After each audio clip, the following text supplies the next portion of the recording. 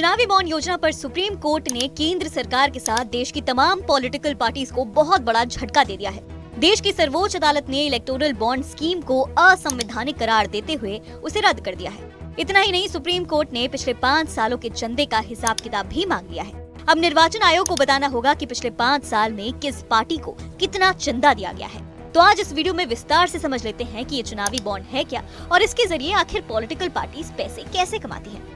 क्या है चुनावी बॉन्ड? चुनावी बॉन्ड एक वचन पत्र की तरह होता है जिसे भारतीय स्टेट बैंक की चुनिंदा शाखाओं से किसी भी भारतीय नागरिक या कंपनी द्वारा खरीदा जा सकता है।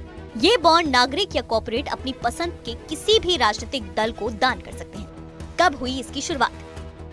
चुनावी बॉन्ड को फाइनेंशियल बिल 2017 के साथ पेश किया गया था। 29 जनवरी 2018 को नरेंद्र मोदी के नेतृत्व वाली एनडीए सरकार ने चुनावी बॉन्ड योजना 2018 को अधिसूचित किया था।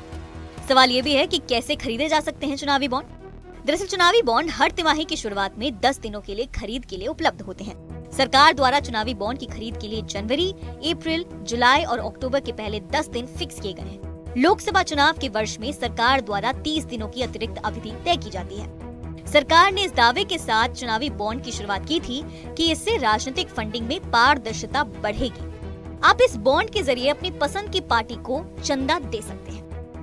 लेकिन सवाल ये भी है कि आखिर इसके जरिए राजनीतिक दल पैसे कैसे कमाते हैं। दरअसल कोई भी व्यक्ति, कॉर्पोरेट या संस्था ये बॉन्ड खरीद सकते हैं और राजनीतिक पार्टियां इस बॉन्ड को बैंक में भुनाकर रकम हासिल कर सकते हैं। बैंक चुनावी बॉन्ड उसी ग्राहक को बेचते हैं जिनका KYC वेरीफाइड होता है। बॉन्ड पर चंदा देने वाले का नाम नहीं होता है।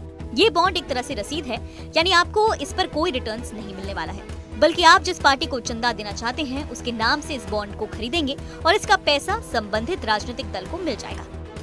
बॉन्ड को आप बैंक को वापस भी कर सकते हैं। बता दें कि राजनीतिक पार्टी को सीधा चंदा देने की जगह चुनावी बॉन्ड के जरिए पैसे जमा कर सकते हैं। इसके एवज में आपको दिए गए पैसे पर टैक्स में छूट मिलती है। इनकम टैक्स की धारा 80 GGB और 80 GGC के तहत टैक्स में छूट दी जाती है।